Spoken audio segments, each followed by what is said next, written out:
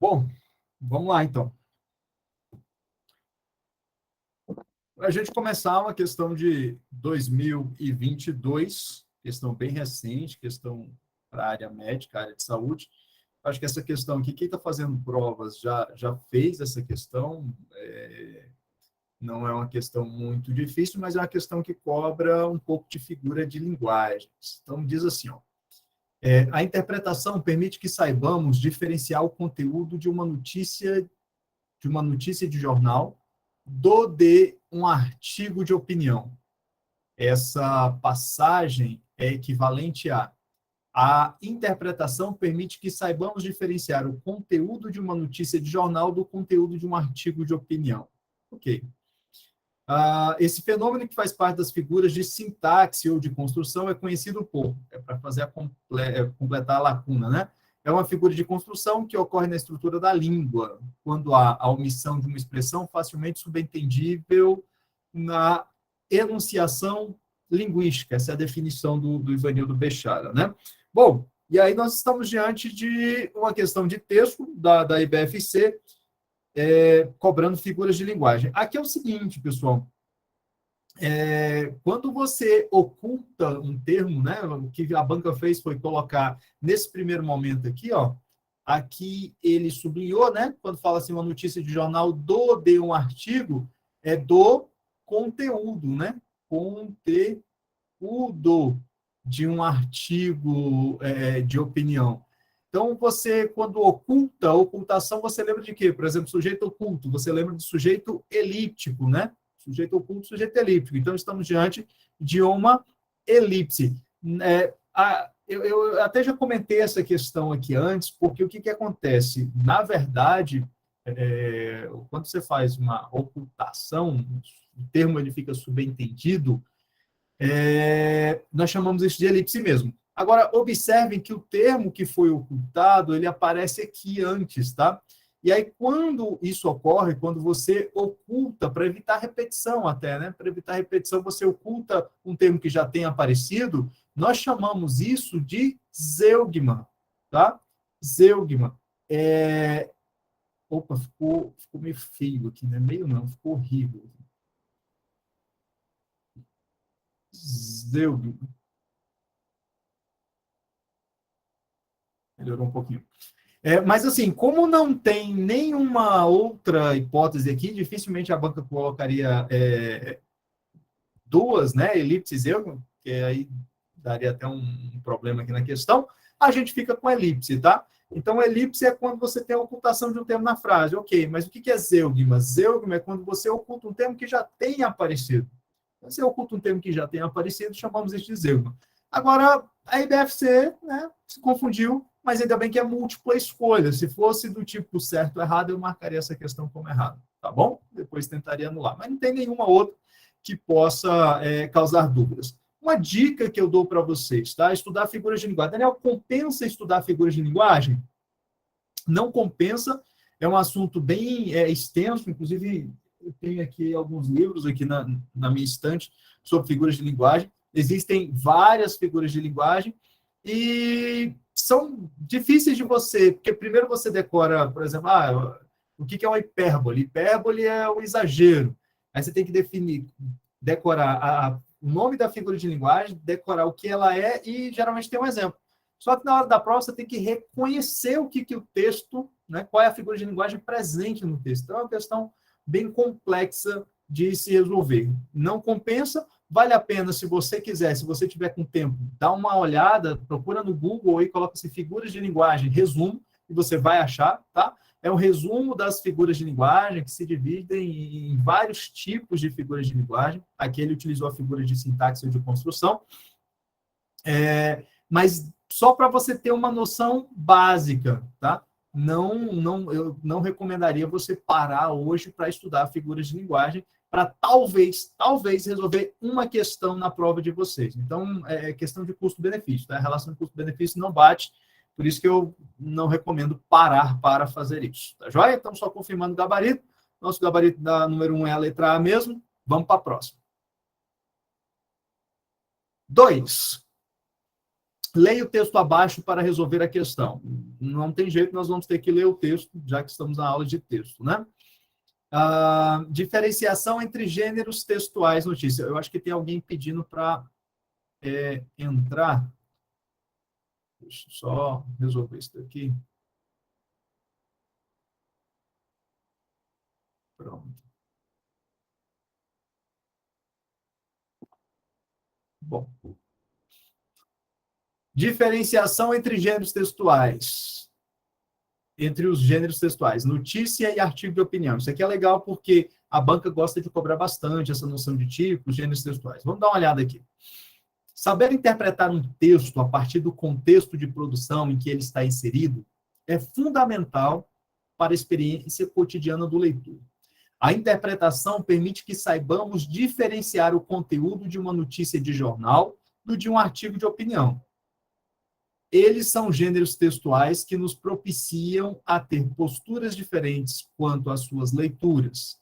Nesse interim, em teoria, no gênero textual notícia, não procuramos ler nas entrelinhas, pois as informações são factuais, não há uma linguagem subjetiva, não há duplo sentido. Já no gênero textual artigo de opinião, é necessário saber ler nas entrelinhas, entender a linguagem subjetiva, entre outras estratégias de leitura que exigem posicionamento ativo na interpretação do que está escrito.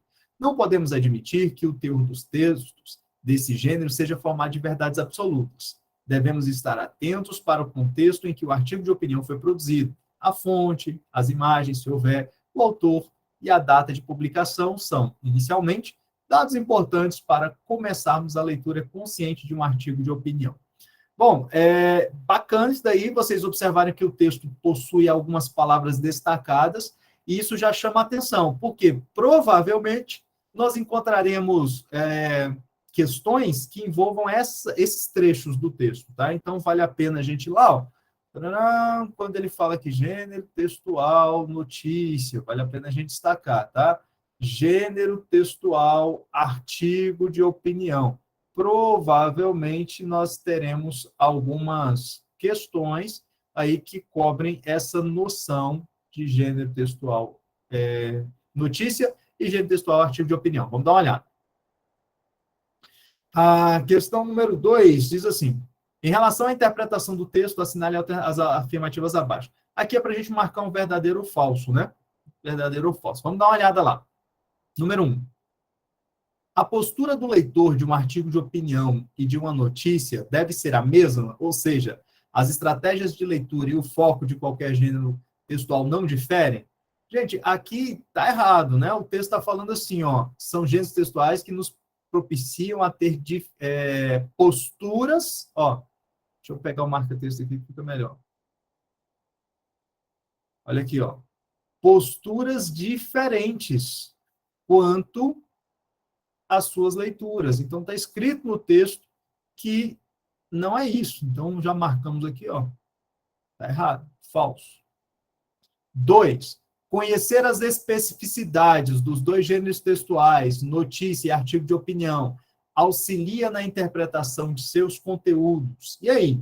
Conhecer as especificidades dos dois gêneros ajuda a interpretar? Ajuda, o texto está falando sobre isso daqui, né? É necessário saber ler nas entrelinhas, existe posicionamento, ó, devemos ficar atentos ao contexto, ao artigo, tal, tal, tal. Então, essas informações aqui batem com a número 2. Opa, não é falso. Falso. Peraí, vou pegar a borracha aqui. Essa daqui é verdadeira. Essa daqui é verdadeira. 3. O gênero textual artigo de opinião raramente impõe a leitura nas entrelinhas e nem se utiliza de linguagem subjetiva. Não, olha só. Entender a linguagem subjetiva. Está escrito aqui, ó. A mesa está torta aqui.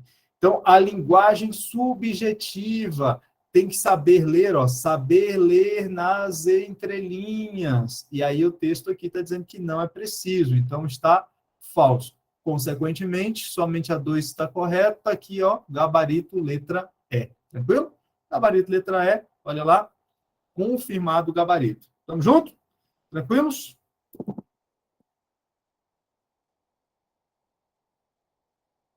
Deixa eu ver quem é que pediu aqui. Teve alguém que mandou mensagem? Não? Tá.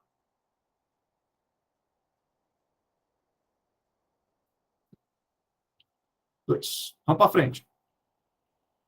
Questão número 3. Vamos lá. Questão número 3. Utilize o texto abaixo para responder a questão. Fazer turismo sustentável exige respeito ao meio ambiente e à cultura local. Veja mini guia com dicas. Medidas simples podem fazer a experiência do viajante enquanto beneficiam as comunidades visitadas, o ambiente e seu meio. Ok. Observe os itens apresentados pelo guia do desafio Turismo Sustentável. Isso aqui é bacana, gente. Olha só. 1. Pesquise o destino. Conheça a história, cultura e problemas sociais. 2. Busque a diversidade. Os destinos têm só um cartão postal e não são legais só na alta temporada. 3. Escolha os serviços. Pousada e agência regularizados pagam impostos e ajudam a manter o local. 4. Respeite a natureza. Não imponha som alto à fauna, não deixe o lixo na área, nem mate animais peçonhentos. 5. Não explore os animais. Andar de elefante ou nadar com golfinhos não é tão divertido para eles. Fuja das lembrancinhas feitas com produtos de origem animal. 6. Cumpra as regras de visitação. Não abra novas trilhas, não acenda fogueiras e não deixe marcas em grutas. 7. Economize recursos naturais. Água e eletricidade devem ser poupadas. Os hotéis usam os recursos finitos do planeta. 8. Prefira produtos e serviços locais. O lucro de grandes redes geralmente vai para o país onde a empresa foi criada. 9. Respeite a cultura local. Deixe o carro na pousada se vir uma procissão. E cuidado para não entrar em locais privados sem permissão. 10. Seja menos turista e mais viajante. Não foque somente nas selfies. Curta o meio, curta o ambiente, observe e compartilhe a experiência do nativo. Legal o texto, né? Um guia simples aqui, não é um texto difícil. Se fosse uma questão de prova, prova nível superior, tá vendo? É um texto pequeno. Dá para ler e já começar pelas questões de texto, se for um caso real, tá bom? Tá lá. Então, a questão número 3 é o seguinte. De acordo com o texto, o gênero textual injuntivo... isso daqui... Gente, aqui é banca IBFC, tá? E aí, vamos lá para os problemas. Injuntivo não é gênero textual, é tipo textual. E aí, assim, o estagiário confundiu tudo e fez a questão, tá? Mas aí é o problema da banca mesmo. Bom, enfim. E é a que vai aplicar a sua prova, né? Não é gênero textual injuntivo, é tipo textual injuntivo, né? Então, do texto é classificado como guia. O gênero é guia, mas o tipo que é injuntivo, né? O gênero textual injuntivo do texto é classificado como guia. Isso significa que esse é um gênero textual não literário. Suas características são, vamos lá. Quais são as características? 1. Na tipologia textual, é formada pelo texto injuntivo, também chamado de instrucional? Sim. Então, vamos lá, pessoal, rapidamente aqui, ó, esse daqui já vai servir para matar outras questões. Quando nós falamos de tipos textuais,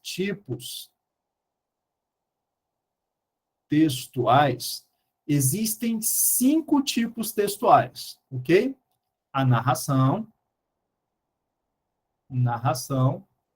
2. A descrição.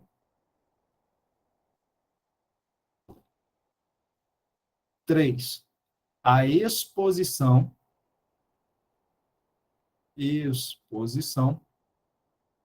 4. Argumentação.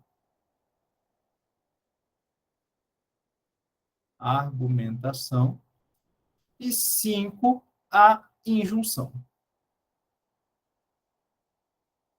Então, esses são os tipos textuais. Ou narração, ou vai aparecer narrativo, tá? Descrição ou descritivo, exposição expositivo, beleza? Pode aparecer assim lá no seu plano. Bom, o que eu preciso falar sobre isso? Dificilmente você vai ver um texto puro, só narrativo, só descritivo, só expositivo, só argumentativo. Então, a banca geralmente vai perguntar assim, a predominância do texto, ou então, no texto que nós acabamos de ler, nós conseguimos perceber quais tipologias presentes, tá certo? Então, por exemplo, é muito comum você encontrar no texto narrativo alguns fragmentos expositivos, e aí fica chamado, é chamado de narrativo expositivo, tá? Então, assim, o que predomina, a banca pode cobrar isso, assim, o texto que nós acabamos de ler, ele é predominantemente o quê? Aí vai te pedir. Ou então, no texto que acabamos de ler, encontramos os tipos textuais, fragmentos, né, ou características dos tipos textuais, narrativo e expositivo, narrativo, perdão, e descritivo, tá? A diferença entre a exposição e a argumentação, por exemplo, aqui fazem parte da antiga dissertação, é que na exposição o objetivo é informar, ok? Na exposição o objetivo é informar. Na argumentação, o objetivo é defender um ponto de vista. Defender. Então, o texto expositivo é feito, ele é escrito para informar, o texto argumentativo é escrito para defender uma opinião, um ponto de vista. E a injunção, também chamado de texto instrucional, como está na questão, você vai reconhecer porque ele tem, né, a presença de verbos no modo imperativo. Verbos no modo imperativo. O que é o verbo no modo imperativo? O que ele faz? Ele te dá uma ordem. O verbo no modo imperativo te dá ordem, tá? Então, na narração, você vai encontrar personagens. Você encontra narrador.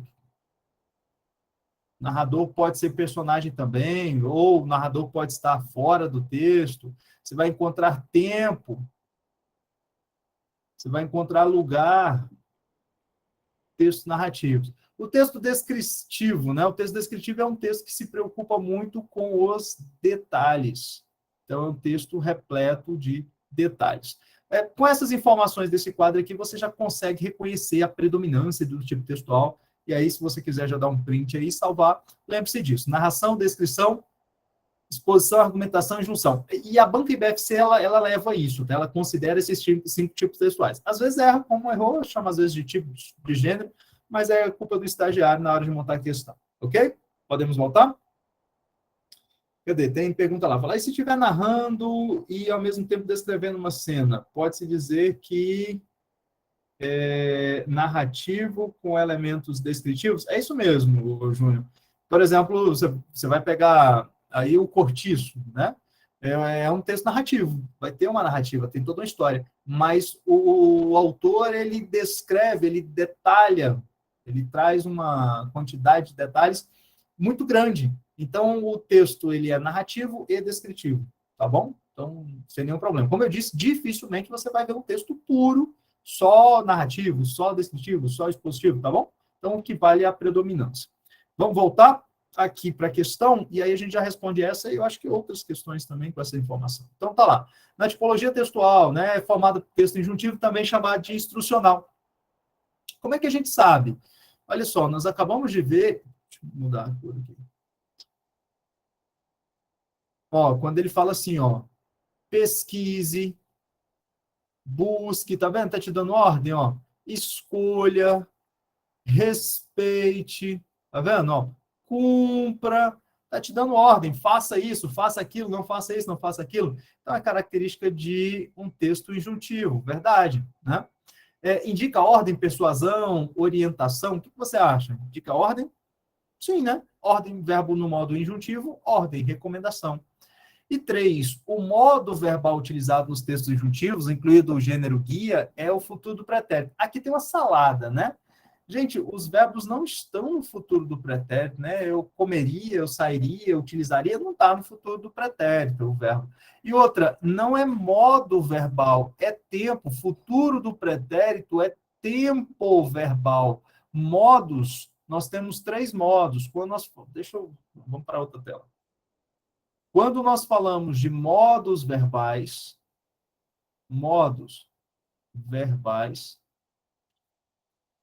existem 3, basicamente. Quais são? Modo subjuntivo, indicativo, começar aqui, indicativo,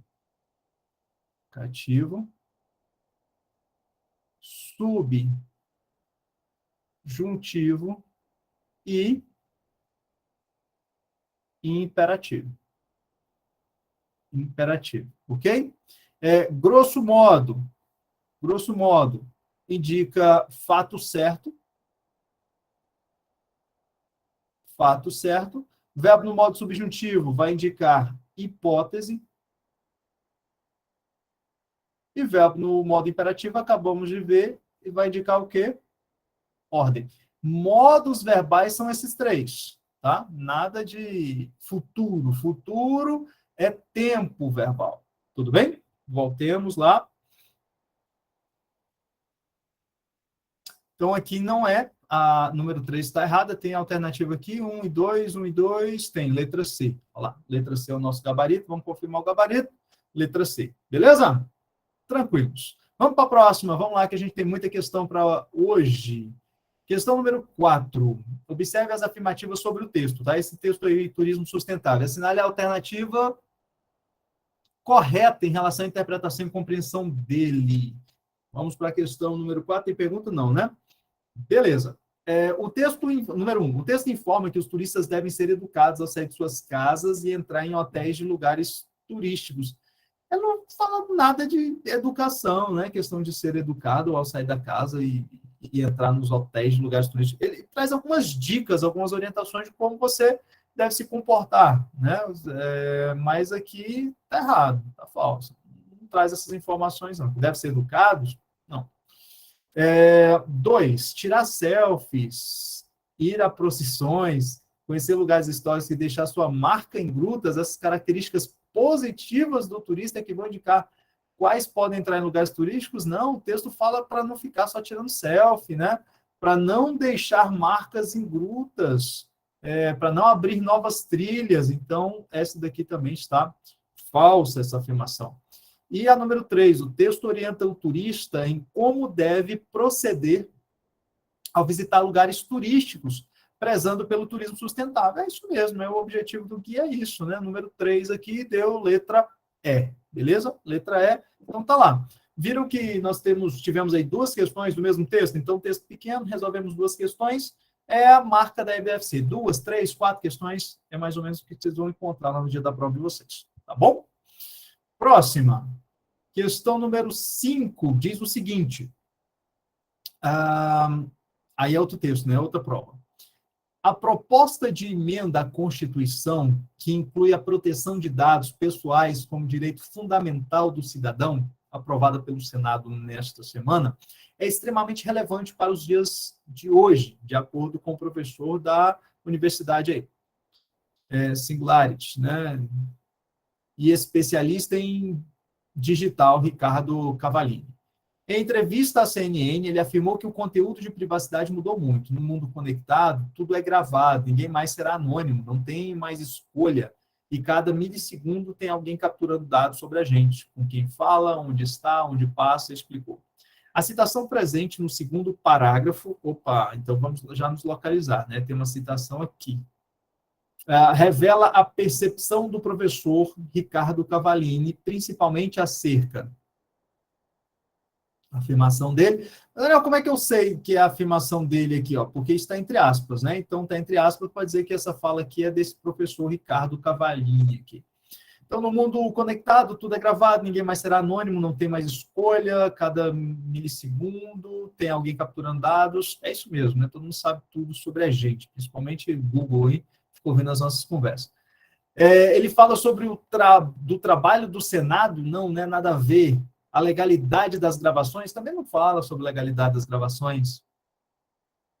C, da técnica de capturar dados, não está falando sobre a técnica, do conceito de privacidade e das experiências pessoais. Aqui ele não está falando de experiência pessoal, né, gente? Ele está falando desse conceito de privacidade, né? Que o nosso conceito de privacidade talvez, eventualmente, precise mudar, porque dificilmente você está sozinho. Sempre, como ele disse, tem alguém capturando dados sobre a gente. Então, confirmando o gabarito, deu letra D. Beleza? Questão tranquila, tá vendo? Então, questãozinha, texto pequeno, uma questão dá para fazer mesmo no começo da prova. Tá joia? Vamos para frente? Vamos resolver mais? Vamos comigo. Questão número 6. Ciclo vicioso. Nós já resolvemos algumas questões desse texto aqui em aulas anteriores, tá? Mas eram questões de gramática, agora vamos resolver as de texto. Minha namorada sempre sonha que namora seu namorado antigo. Tá. Minha ex-namorada sempre sonha que me namora. E eu, desconfiado, tenho feito de tudo para não sonhar. Bom texto. No poema, o emprego do verbo sonha, flexionado no presente do indicativo, expressa uma ação. Vamos lá, procura os verbos. Paraná, sempre sonha que namora seu antigo namorado. Minha ex-namorada sempre sonha que me namora. E eu, desconfiado, tenho feito tudo para não sonhar. Ok, então, ó, o emprego do verbo sonha, flexionado no presente do indicativo, expressa uma ação. Que tipo de ação está sendo expressada aí por esse verbo no presente, né? Está no presente, sonha. De caráter repetitivo habitual, uma expressão de caráter, ó, quando fala assim, minha namorada sempre sonha que namora, é algo constante que se repete, ou é o que aconteceu e já parou? Repete, não repete? É algo de caráter repetitivo e habitual. Então, por enquanto, vamos ficar com essa daqui. Isso aqui está certo, ó. Que se refere a um fato futuro? Não, você está falando que o verbo está no presente do indicativo, não se refere a um fato futuro, não. Ocorrida apenas no momento de fala, ou seja, sonhou, né? Ou sonhou e acabou. Não, também não é apenas no momento de fala. Com sentido de possibilidade, pessoal, olha só o que nós falamos na aula de hoje, hein? Ó, indicativo indica possibilidade, hipótese? Não, indicativo indica certeza, fato certo.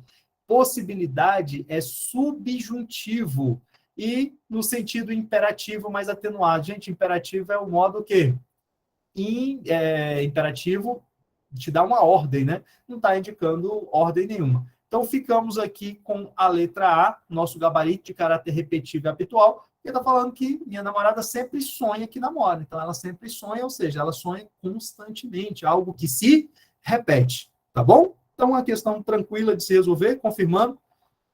Gabarito número 6, letra A. Está confirmado o gabarito. Vamos ver a próxima? Ó, é o mesmo texto e outra questão, para responder outra questão de texto também, interpretação textual. Vamos dar uma olhada. O sentido do texto constrói-se por meio de sua organização interna. Beleza.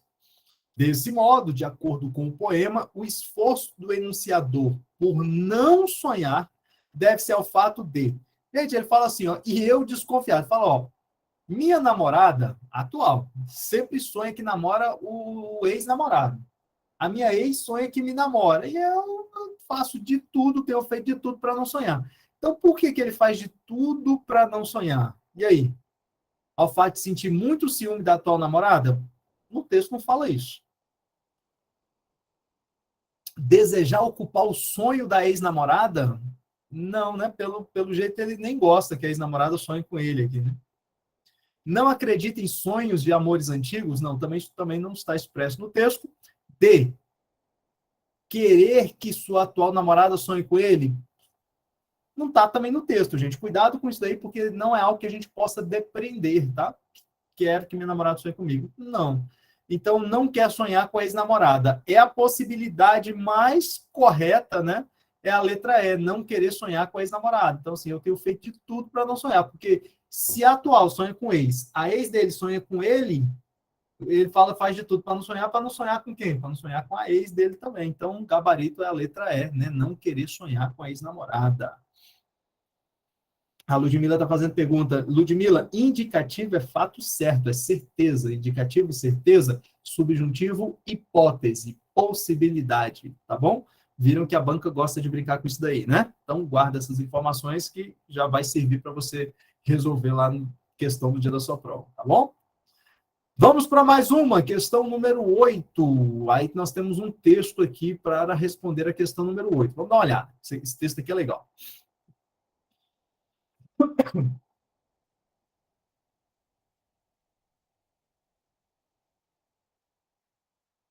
Os caminhões chegaram às 7h30 e todas as famílias que estavam na favela havia muito tempo já estavam de pé. Era difícil continuar na cama. Desde os bons tempos, as mulheres levantavam bem cedo para a lavagem das roupas, para o apanho da água, para o preparo das pobres marmitas. Os homens também. Uns saíam para o trabalho, outros em busca do primeiro gole de cachaça no balcão do armazém de Soladislau. As crianças maiores acordavam cedo também, trazendo nos olhos e no estômago a desesperada expectativa. Será que hoje tem pão? Os menores, os nenéns, brigando com a vida, dando socos no ar, exigindo o peito da mãe ou a mamadeira completada com mais água sempre. Vamos lá.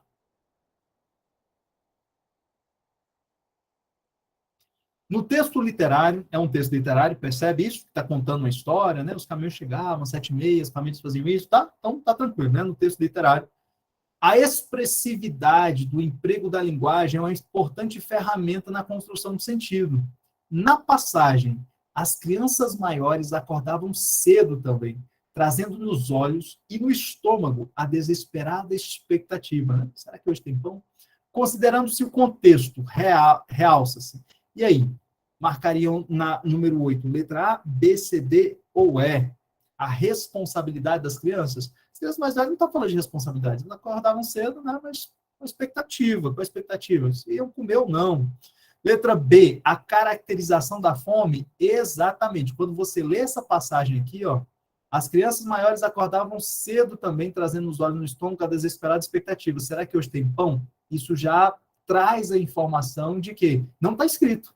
Percebe que não está escrito? Mas já traz a informação de que a caracterização da fome, né? Elas levantavam com fome. E o texto depois que se segue, né, das crianças menores também passando fome, a mamadeira completada com água, cada vez mais água. Né?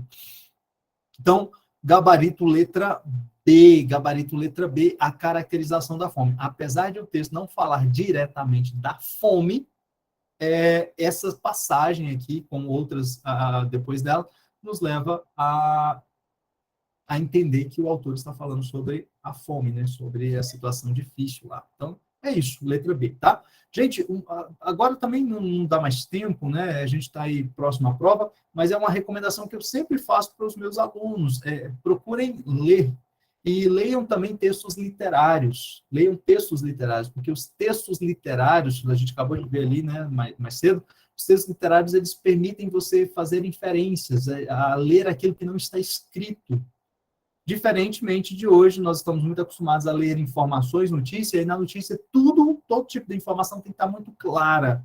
E aí o leitor formado apenas com notícias é um leitor muito raso, ele não consegue fazer certas interpretações, certas inferências, tá bom? Então, dica aí para vocês, para a vida, quem vai fazer concurso, leiam e procurem ler textos literários e, se puderem, gostarem também, poemas, tá? Leiam poemas. 9. Na passagem acima, o narrador relaciona o tempo e o espaço, indicando que na favela, né? Na favela, acordava cedo. Então, na favela é o espaço. Cedo é o tempo. Sobretudo em função. E aí? O que ele fala que na favela acordava cedo? Costume individual cultivado por poucos moradores na favela? Não, lá na favela todo mundo acordava cedo, não é isso? B. De necessidades distintas de grupos diversos de moradores? Eu ficaria com essa B aqui, porque quando ele fala assim das mulheres para prepararem as marmitas, né, dos homens para trabalhar, ou então para ir tomar uma pinga lá no boteco lá do Ladislau, então cada um tinha a sua prioridade, mas acordava cedo para fazer alguma coisa. Vamos dar uma olhada aqui.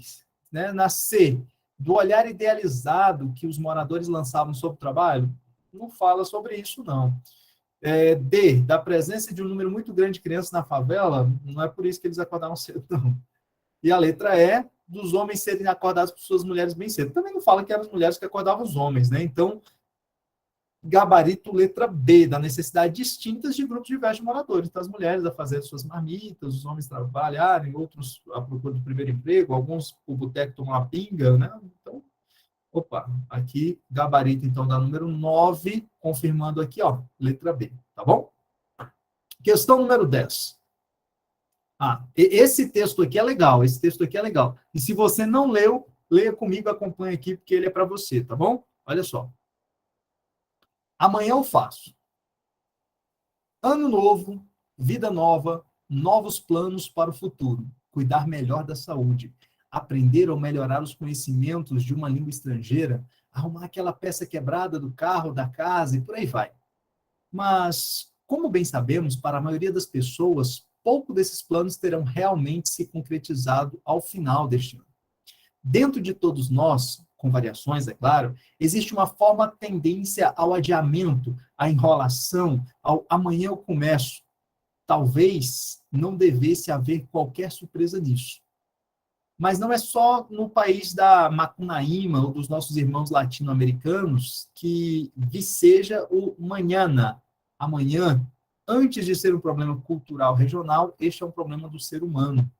A procrastinação, que é como se chama esse adiamento das tarefas ou das realizações, é já há algum tempo objeto de estudo da psicologia.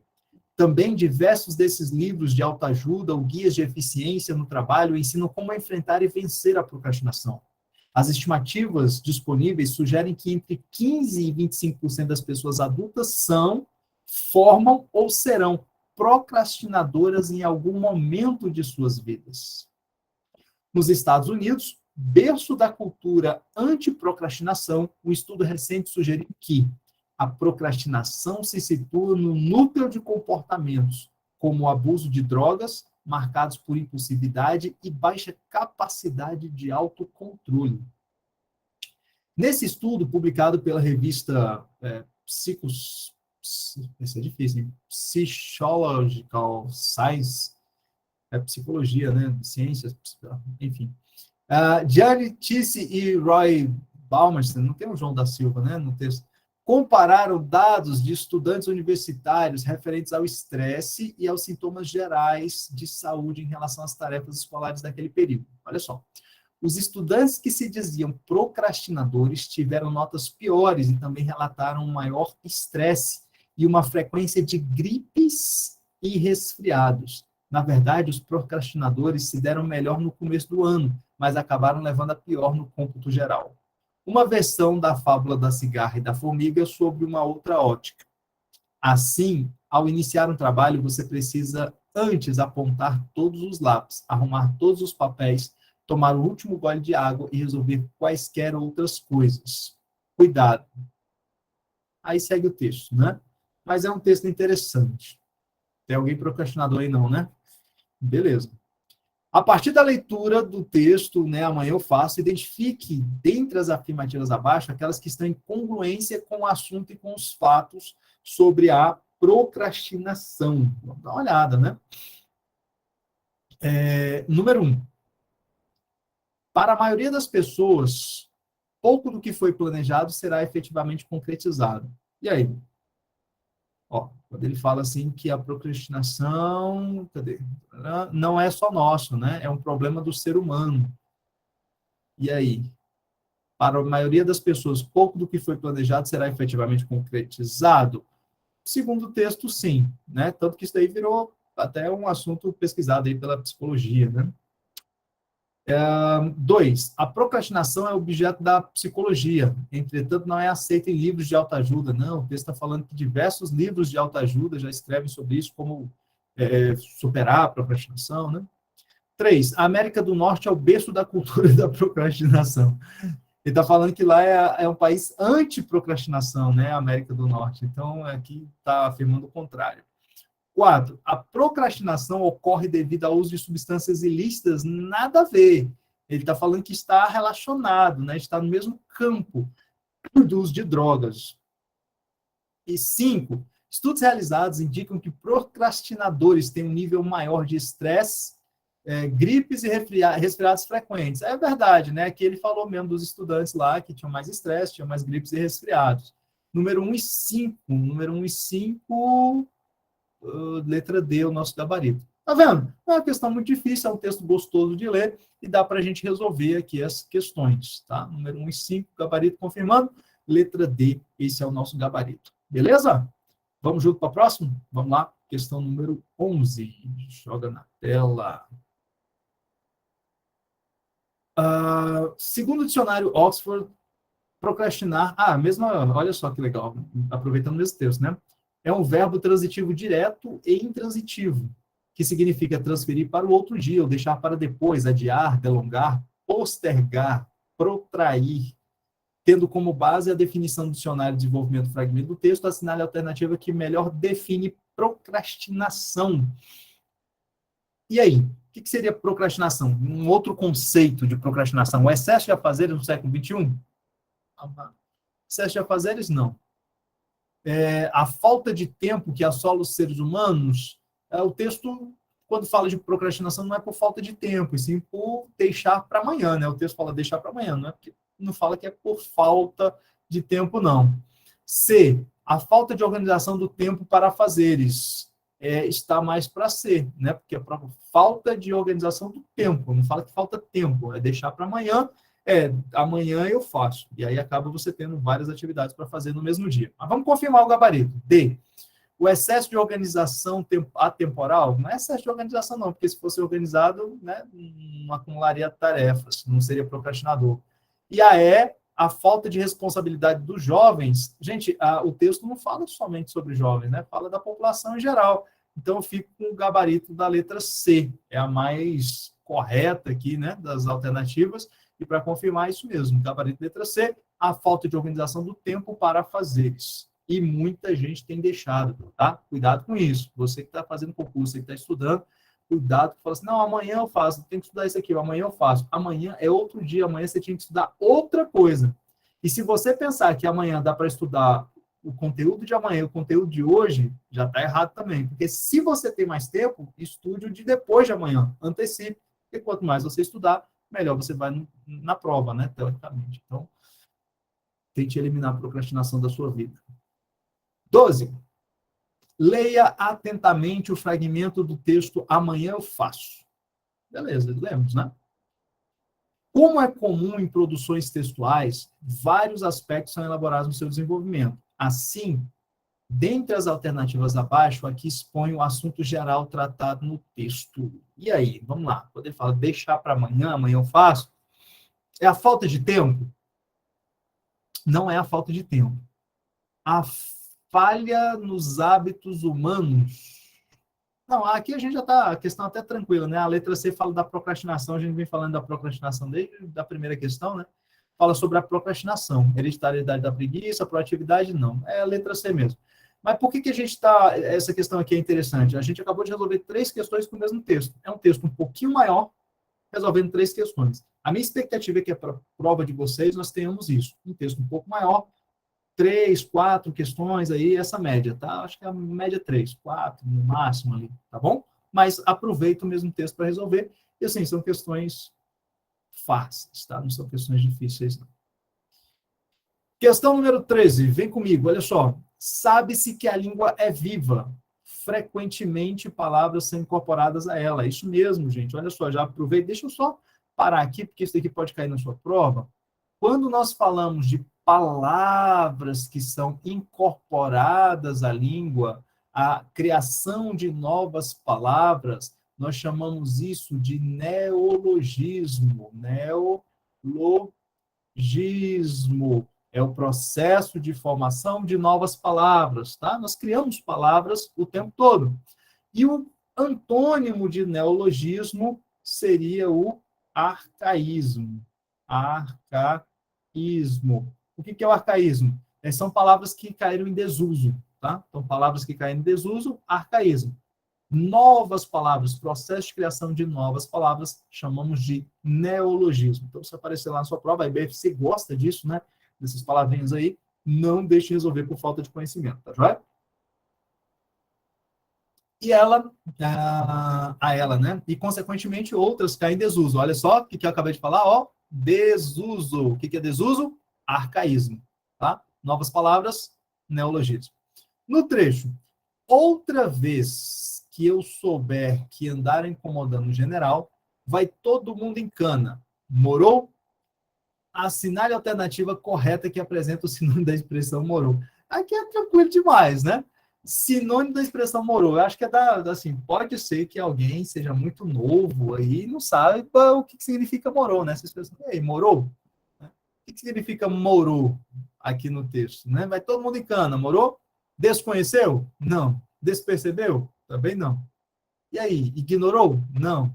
Compreendeu? Compreendeu é o nosso gabarito. É tipo sacou, né? Tá o Júnior falando, é tipo sacou? Percebeu? Compreendeu, né? Sacou é mais moderno, né? O Júnior está aqui com a gente falando tipo sacou. Sacou também é um neologismo. Então tá lá, compreendeu, tá bom? Eu acho que dessa questão aqui, a parte mais importante é você guardar principalmente esses conceitos, tá? Neologismo e arcaísmo. Deixa eu puxar aqui, ó, uma seta, desuso, arcaísmo. Ok? Vamos lá para a próxima questão. Próxima questão, questão 14. Aí vem o texto, a mulher do vizinho. Problema isso, hein? Acompanhe comigo a leitura para a gente responder. Contaram-me que na rua onde mora, ou morava um conhecido e antipático general do nosso exército, mora, é isso mesmo? É. Também um sueco cujos filhos passavam o dia jogando futebol com bola de meia. Ora, às vezes acontecia cair a bola no carro do general. E um dia o general acabou perdendo a paciência, pediu ao delegado do bairro para dar um jeito nos filhos daquele sueco. Né? O delegado resolveu passar uma chamada no homem e intimou-o a comparecer à delegacia. O sueco era tímido, meio descuidado no vestir, e pelo aspecto não parecia ser um importante industrial, dono de grande fábrica de papel ou coisa parecida, que realmente ele era. Obedecendo à ordem recebida, compareceu em companhia da mulher à delegacia e ouviu calado tudo que o delegado tinha a dizer. O delegado tinha a dizer-lhe o seguinte: o senhor pensa que é só porque o deixaram morar neste país, pode logo ir fazendo o que quer? Nunca ouviu falar numa coisa chamada autoridades constituídas? Não sabe que tem de conhecer as leis do país? Não sabe que existe uma coisa chamada Exército Brasileiro que o senhor tem de respeitar? Que negócio é esse? Então, aí chegando assim, sem mais nem menos, e fazendo o que bem entende, como se isso aqui fosse a casa da sogra, eu ensino o senhor a cumprir a lei, ali, no duro, Duralex. Seus filhos são os moleques, e outra vez que eu souber que andar incomodando o general, vai tudo em cana. Morou? Sei contratar gringos feito o senhor. Tudo isso com voz pausada, reclinado para trás, sob o olhar de aprovação do escrivão a um canto. O sueco pediu com delicadeza licença para se retirar. Foi então que a mulher do sueco interveio. Era tudo o que o senhor tinha a dizer ao meu marido? O delegado apenas olhou espantado o atrevimento. Pois então fique sabendo que eu também sei tratar tipos como o senhor. Meu marido não é gringo, nem meus filhos são moleques. Se por acaso incomodar o general, ele que viesse falar comigo, pois o senhor também está nos incomodando. E fique sabendo que sou brasileira, sou prima de um major do exército, sobrinha de um coronel e filha de um general. Morou? Estarrecido, o delegado só teve forças para engolir em seco e balbuciar humildemente. Da ativa, minha senhora? E ante a confirmação, voltou-se para o escrivão, erguendo os braços desalentado. Da ativa, Motinho. Sai dessa. Texto legal, né? A gente lê e é bom a gente ter uma descontração dessa na hora da prova, deixar a prova mais tranquila para a gente resolver.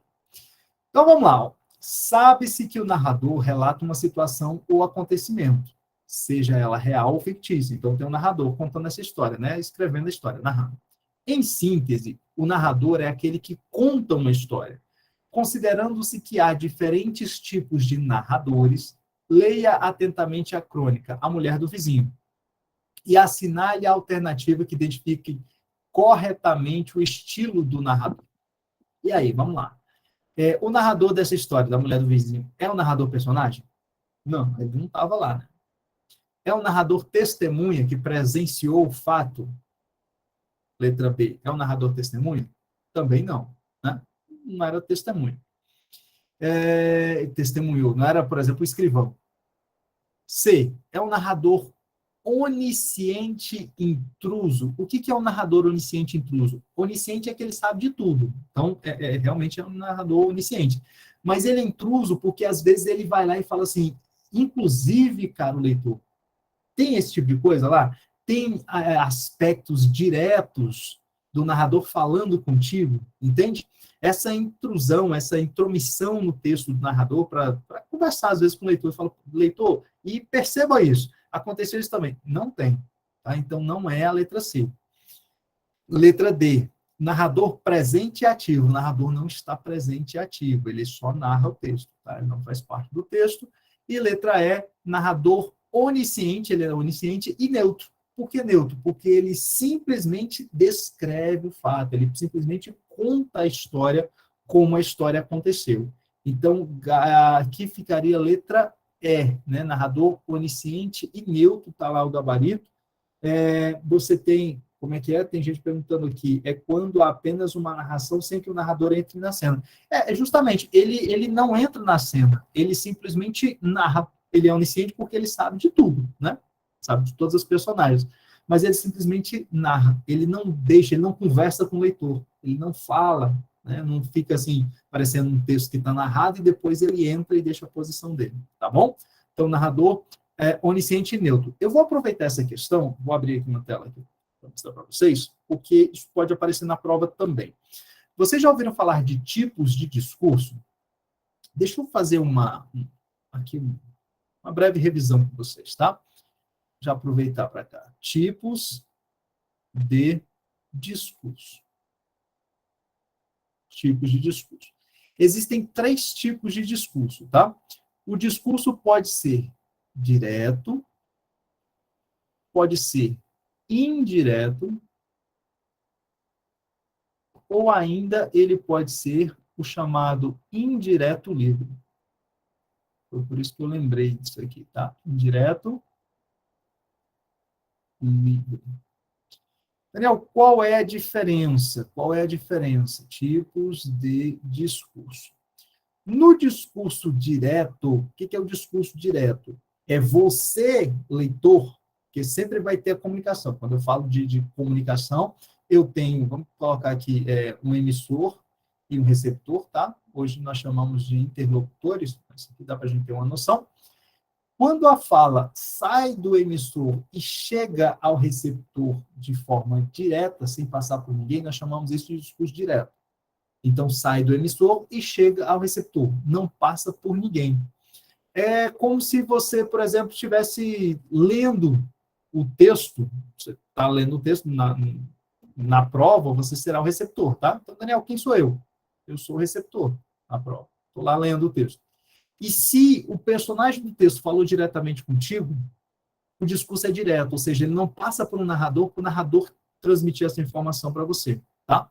Mas o discurso, ele pode passar por uma chamada terceira pessoa. Então, o emissor, ele fala algo, ele pensa algo e passa pela terceira pessoa para a terceira pessoa fazer com que chegue até você, que no caso é o receptor. E aí nós chamamos isso de discurso indireto. Por quê? Você sabe da informação. Você tem a informação, você sabe o que, sei lá, determinado personagem estava pensando, mas você só sabe por meio da fala de outro. E não é o personagem que está falando por ele, é alguém que está falando por ele. E aí nós chamamos de discurso indireto, tá? Então, só para resumir, discurso direto é alguém, a gente pode resumir assim, ó, alguém fala por si.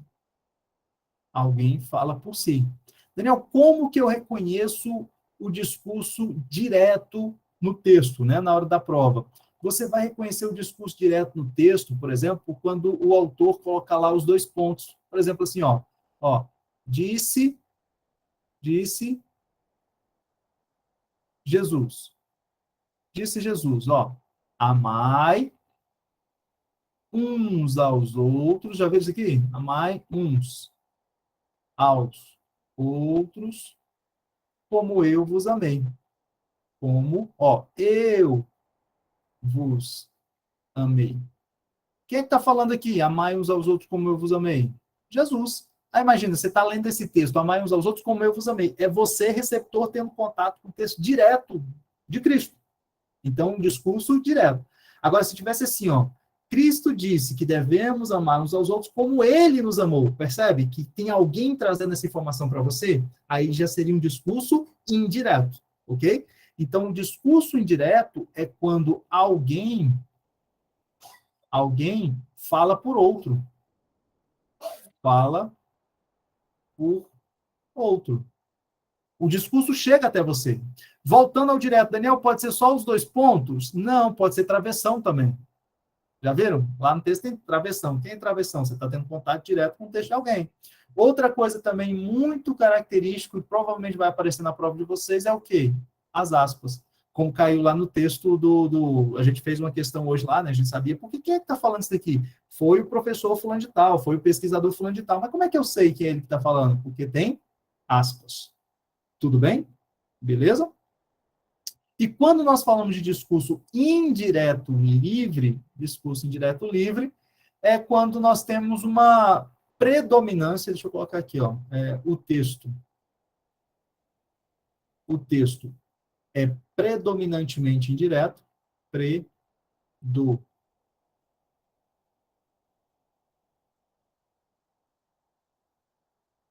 predominantemente indireto, mas com marcas do discurso direto,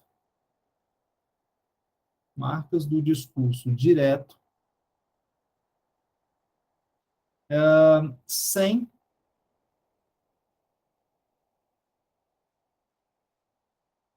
os elementos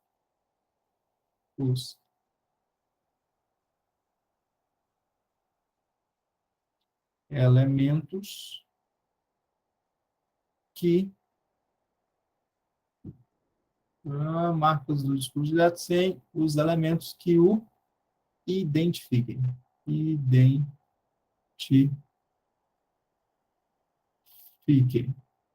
Então, olha só. O texto vai ser predominantemente indireto, mas você vai encontrar marcas do discurso direto sem os elementos que identifiquem. Você não vai encontrar os 2 pontos, você não vai encontrar aspas, você não vai encontrar travessão. E essa é uma técnica chamada de técnica do personagem intruso. Por quê? O personagem, ele entra no texto, ele deixa a fala dele, só que ele não coloca aspas, ele não coloca travessão, ele não coloca 2 pontos. E aí, em certo momento, você não sabe se quem falou aquilo foi personagem ou se foi narrador. Então, essa confusão causada de textos, quem está falando é o personagem, é o narrador que está narrando, né? O personagem está falando, ou é o narrador que deixou a fala dele, nós chamamos isso de discurso indireto livre, tá? Discurso indireto livre. O discurso indireto livre é característica própria do texto narrativo. Você não vai encontrar texto jornalístico ou informativo com discurso indireto livre. E como a IBFC gosta de textos narrativos, tá? Fica aí a dica para vocês, direto, indireto e indireto livre. Tá joia? Tranquilos? Cadê? Usa discurso direto sem que... Isso mesmo, você tem um discurso... O texto é predominantemente indireto. Eu uso sempre um exemplo assim, ó. Imagina o narrador tá falando assim, e João, enquanto caminhava, sentia muito calor. Aí parece assim, calor? Calor é eufemismo, aquilo era um inferno. E ele estava voltando para a sua casa. Então, assim, o que acontece? E João, enquanto caminhava, sentia calor. Você sabe o que João sentia? Sabe. O meu de quem? O meu do narrador. Então, discurso direto ou indireto? Indireto. É alguém que está falando por João, ok? Aí, de repente, aparece assim, calor?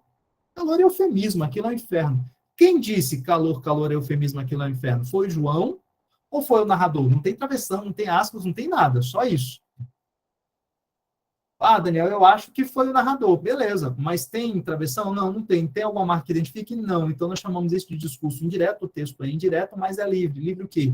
O narrador tem permissão para entrar no texto, deixar a fala dele e voltar a ser narrador livremente. Entende? Nada o impede de fazer isso. É muito comum, você deve ter lido alguns textos, Machado de Assis, né, textos literários, e você já, às vezes, fala, mas quem foi que disse isso? Foi o personagem ou foi o narrador? Isso é comum quem teve uma formação com textos literários. Ok? Então, salva aí, dá um print, Vai que cai na sua prova, se cair na sua prova, você não deixa de responder, tá joia?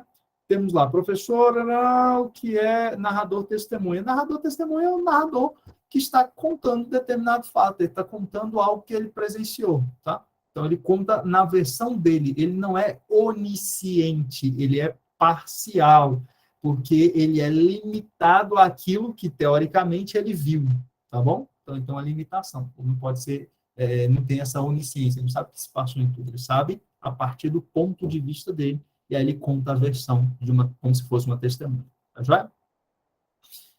15, vamos para 15, vamos lá. Retorne ao texto, a mulher do vizinho. E observe que ele apresenta uma estrutura fixa e objetivos bem definidos. A partir dessa afirmativa, identifique as tipologias textuais. Olha só o que eu disse. Tipos textuais, considerando que se trata de um texto em gênero crônica. Tá. Gente, só voltando aqui, eu falei sobre tipos, né? Eu falei sobre tipos. Quando nós falamos de gêneros, o que são gêneros textuais? Gêneros textuais. Eu diria que gêneros textuais é tudo. Tudo. Tipos textuais são sim, ok? Narrativo, descritivo, expositivo, ok? Sim. O que não for tipo textual, toda comunicação, seja oral ou escrita, toda comunicação, vamos pegar aqui por meio de texto, ela se manifesta por meio de um gênero, ok?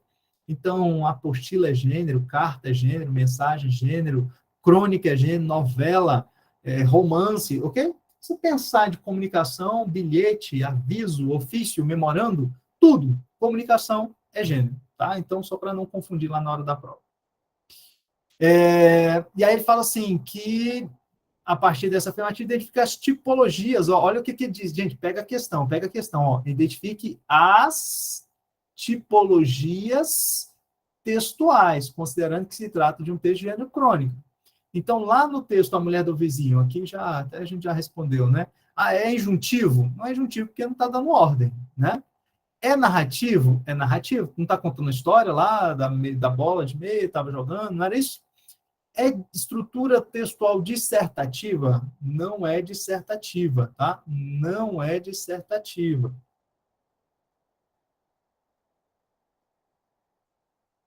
Não é dissertativa. Dissertativa, a estrutura dissertativa é falar sobre, que aí ela se dividiu em expositiva e argumentativa, ok? Tipologia descritiva, ela é tipologia descritiva também. Lembra que fala sobre a bola de meia, fala sobre o vizinho, que ele usava uma roupa assim, que ele era simples, que nem parecia um industrial da alta indústria, o que realmente ele era, né? Então, ele descreve alguns elementos. Então, nós podemos afirmar que as tipologias presentes são o quê? Narrativa e o quê? Descritiva, ok? Observe que a questão falou das tipologias. Agora, olha lá, vamos mudar a questão? Se a questão estivesse falando assim, o texto, a mulher do vizinho, quanto à tipologia, olha a palavra, é predominantemente, você marcaria o quê? Predominantemente narrativo. O texto foi escrito para contar uma história, ok? E foi escrito para contar uma história. Mas existem elementos descritivos também, né? Ele vai descrever determinados personagens, ele descreve determinadas coisas, tá certo? Temos lá uma pergunta, participação aqui, achei que era dissertativo argumentativo, porque é uma conversa. Não, Júnior, argumentativo não, olha só, argumentativo é um texto que é escrito para defender uma tese, defender um ponto de vista. Por exemplo, não existe aquecimento global. Essa história de aquecimento global é uma tentativa de países desenvolvidos de frear o processo de industrialização dos países em desenvolvimento. Viu? O que eu quero fazer? Eu vou defender, eu sustentar a tese de que não existe aquecimento global. E aí eu escrevo o texto para defender isso. Tá? O céu não é azul. Eu escrevo um texto para defender que o céu não é azul. Aí sim é um texto argumentativo. Ok? Cuidado para não confundir. Eu acredito, eu tenho assim, uma expectativa de que vocês vão encontrar um texto sobre tipologia textual na prova de vocês, tá? Então, vale a pena você dominar isso daí para não errar. Uma questão já a mais, né? Vamos para a próxima, questão 16. Vamos juntos. Muitos estudantes de língua portuguesa acabaram de confundir tipos textuais com gêneros textuais. É isso mesmo. acabam por confundir. E não é só estudantes não, tá? Professores também. Os tipos textuais, também denominados tipos de texto, caracterizam-se pelo seu conteúdo e pelo seu layout, né? Formato. É isso mesmo. Eu costumo dizer aos meus alunos que tipo textual é uma moldura. Tá? É uma moldura. Existem 5 molduras para todos os tipos de texto. É uma forma. Fica até mais fácil. Quantas receitas de bolo existem no mundo hoje? Infinitas. Quantas formas de bolo você tem na sua casa? 5. As formas são tipo. As receitas, os gêneros. Ok? Então, ó, já os gêneros textuais são tipos relevantes estáveis de enunciados, os quais apresentam a função comunicativa baseada nas relações socioculturais e comunicativas, né? Ou seja, é uma forma de comunicação. Sabendo-se que há apenas 5 tipos textuais, ou seja, a banca traz essa informação, assinale a alternativa que não pode ser denominada tipo textual. Tá vendo que questão legal? E é uma questão, gente, de 2022, questão recente, tá? Então, narrativa é tipo? Tipo. Descritivo? Tipo. Dramático? Não, aí dramático não é tipo, tá? Dissertativo, aqui ele vacilou, né? Porque aí vem aí o problema da IBFC. Vem o problema da IBFC. A IBFC, no comando da questão, ela diz que existem 5 tipos textuais. Aí aquela fala de dissertativo. Gente, a banca até pode chamar de dissertativo, tá? Mas aí existe o dissertativo expositivo. Opa, peraí. Acho que alguém falou até isso aí. Dissertativo expositivo ou dissertativo argumentativo. É isso mesmo. Dissertativo expositivo ou dissertativo argumentativo. Argumentativo, ok? São 2 tipos textuais diferentes. Texto dissertativo pode ser expositivo ou argumentativo. Hoje, o Ingrid, muitas bancas, então, nem consideram a dissertação como tipo, tá? Então, tira a dissertação e se torna somente expositivo ou argumentativo, ok? Confirmando o gabarito, 16, letra C, bem tranquila, né? Vamos para a próxima? Vamos lá. E aí, você é mais tênis ou frescobol? Muita gente fala, nenhum dos dois, professor. Vamos dar uma olhada nesse texto aqui. O tênis é um jogo feroz. O seu objetivo é derrotar o adversário. E a sua derrota se revela no seu erro. O outro foi incapaz de devolver a bola. Joga-se tênis para fazer o outro errar. O bom jogador é aquele que tem a exata noção do ponto fraco do seu adversário. E é justamente para aí que ele vai dirigir a sua cortada. Palavra muito sugestiva, que indica o seu objetivo sádico, que é o de cortar, interromper, derrotar. O prazer do tênis se encontra, portanto, justamente no momento em que o jogo não pode mais continuar, porque o adversário foi colocado fora do jogo. Termina sempre com a alegria de um e a tristeza do outro. O frescobol se parece muito com o tênis, 2 jogadores, 2 raquetes e uma bola. Só que para o jogo ser bom é preciso que nenhum dos dois perca. Se a bola veio meio torta, a gente sabe que não foi de propósito e faz o maior esforço do mundo para devolvê-la gostosa, no lugar certo, para que o outro possa pegá-la. Não existe adversário porque não há ninguém a ser derrotado. Aqui os dois ganham ou ninguém ganha. E ninguém fica feliz quando o outro erra, pois o que se deseja é que ninguém erre. O erro de um no frescobol é um acidente lamentável, que não deveria ter acontecido, pois o gostoso mesmo é aquele ir e vir, ir e vir, ir e vir. E o que errou pede desculpas, e o que provocou o erro se sente culpado.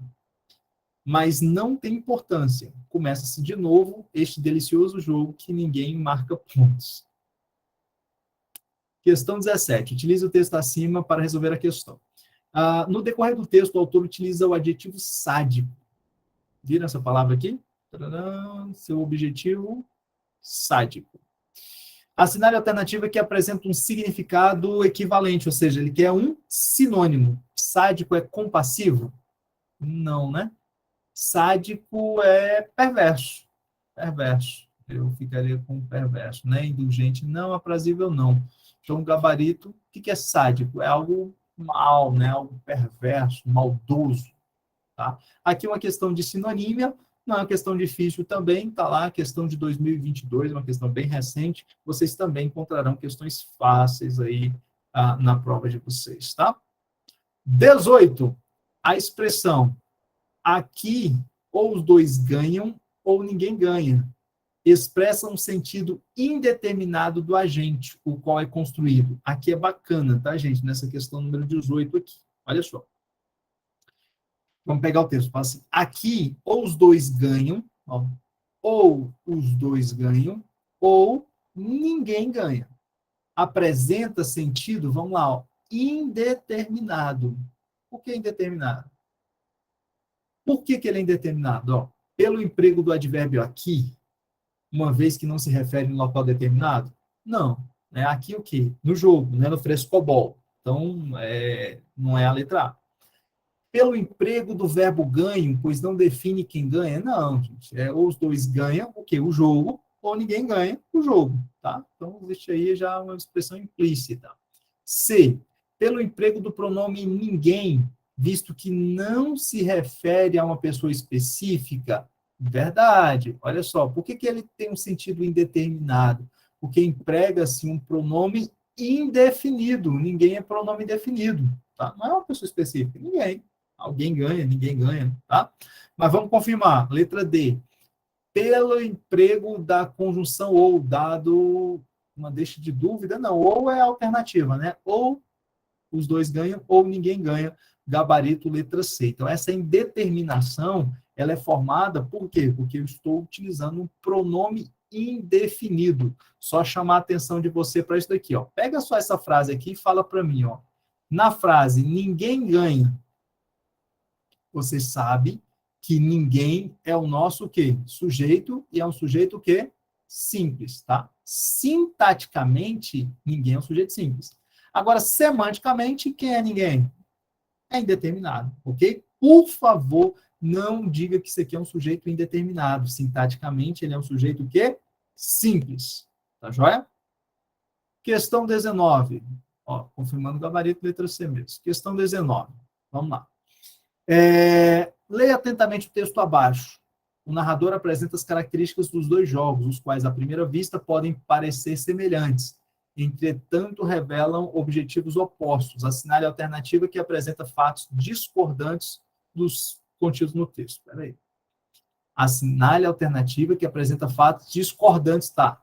Então, ele quer aqui, tá fora do texto. A alternativa errada seria isso, né? Vamos dar uma olhada uma por uma. Letra A. O seu objetivo do tênis é aniquilar o adversário. Assim sendo, um jogador habilidoso é aquele que tem a precisa noção da principal debilidade do seu adversário. Ele fala isso, né? O objetivo é fazer o outro errar. Então, não é isso, ele quer errada, tá? Ele quer que não esteja de acordo com o texto. B. O frescobol assemelha-se ao tênis, entretanto, não há oponente a ser abatido. Ele fala isso também, né? Bem parecido. Duas raquetes, a bola, dois, né, jogadores. Só que ninguém ganha de ninguém. Não tem pontos a serem marcados, está escrito no texto. C. O tênis traz à tona o erro do adversário, enquanto no frescobol ninguém se aprazera com o erro do outro jogador. Verdade. No tênis um fica feliz, o outro fica triste. Quando erra, no frescobol, pede desculpas, né? Então, não é assim. D. O autor expõe que o seu objetivo de ambos os jogos é sádico. Não, não. O objetivo sádico é só do tênis. Só do tênis. Então, aqui seja discordante, aqui destoa do texto, é a letra D, tá? No frescobol, não. Viram aí? Texto relativamente grande, né? Um texto relativamente grande para a gente resolver 3 questõezinhas. Bem parecido com o que você vai encontrar na sua prova. E vamos mais um texto para resolver mais uma questão. Olha só. Texto 5, considere os 2 fragmentos abaixo retirados do poema Morte do Leiteiro, de Carlos Drummond de Andrade, e responda a questão. Vamos dar uma olhada nesse texto. Há pouco leite no país, é preciso entregá-lo cedo. Há muita sede no país, é preciso entregá-lo cedo. Há no país uma legenda que ladrão se mata com tiro. Então, o moço que é leiteiro, de madrugada, com sua lata, sai correndo e distribuindo leite bom para gente ruim. Sua lata, suas garrafas e seus sapatos de borracha vão dizendo aos homens do sono que alguém acordou cedinho e veio do último subúrbio trazer leite, o leite mais frio e mais alvo da melhor vaca para todos criarem força na luta brava da cidade. Mas este acordou em pânico.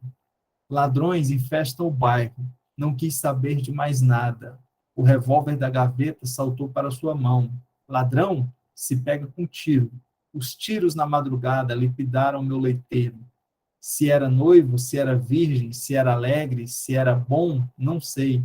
É tarde para saber. O leiteiro morreu. Vamos lá. Se considerássemos os versos "os tiros na madrugada liquidaram meu leiteiro", fora o contexto em que se encontram, poderíamos afirmar que a escolha vocabular e sintática promoveu o seguinte efeito: a suavização da ação indicada pelo verbo, os tiros da madrugada liquidaram, não tem suavização, tá? Não tem suavização, não. Então, cadê? Não é a letra A. Tá, gente? Suavização, inclusive, nós chamamos suavização de eufemismo. Eufemismo. Tá? Eufemismo é a suavização, enquanto hipérbole é o exagero. A passividade do sujeito simples, tiros, os tiros da madrugada liquidaram o pedreiro. O sujeito simples é passivo, os tiros liquidaram. Então, os tiros praticaram sua federação? Praticaram, então não é passividade, não. Tá? Não tem suavização. C, a não responsabilização do efetivo agente. Os tiros da madrugada liquidaram o pedreiro, a não responsabilização do agente, ou seja, de quem matou. Quem matou? Foram os tiros. Então, letra C é o gabarito que eu utilizaria, o gabarito que eu marcaria, tá? Letra D, a culpabilização da vítima, o leiteiro não está culpando o leiteiro, né? Está falando que os tiros da madrugada, ou seja, a bala perdida, encontrou o leiteiro aí. Então, ficamos com o gabarito da letra C, ok? E a pergunta que eu tenho para você é, e aí, gabaritou? Sim ou não? Fale para mim, conte como você saiu. Viram que não é algo difícil, não é algo complexo, não é algo...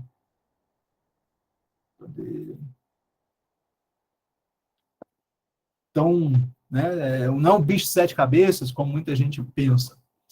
Na hora da prova, e nós vimos aqui provas de nível superior, textos maiores, textos menores, que mais cai, na hora da prova, principalmente, se for um texto pequeno, se for um texto simples, leia, faça o texto, faça a questão. Agora, se for um texto extenso demais, porque a banca às vezes cobra também um texto extenso demais para resolver 2 questões, deixa ele lá, deixa as questões de texto, vai direto para as questões de gramática.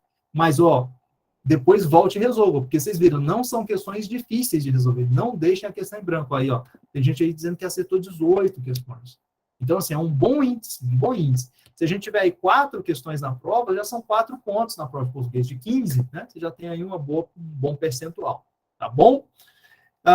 Pessoas, agradeço a participação de vocês. Infelizmente, né, hoje é nosso último encontro, pelo menos no projeto Gabaritando a IBFC. Nessas 4 aulas, eu peguei todos os assuntos que estão previstos no edital de vocês e trouxe para cá para a gente resolver, fazer uma revisão, conteúdo. Vocês estão na reta final. Daniel, posso assistir essas aulas novamente? Pode, né? Você pode assistir novamente. Deixa eu só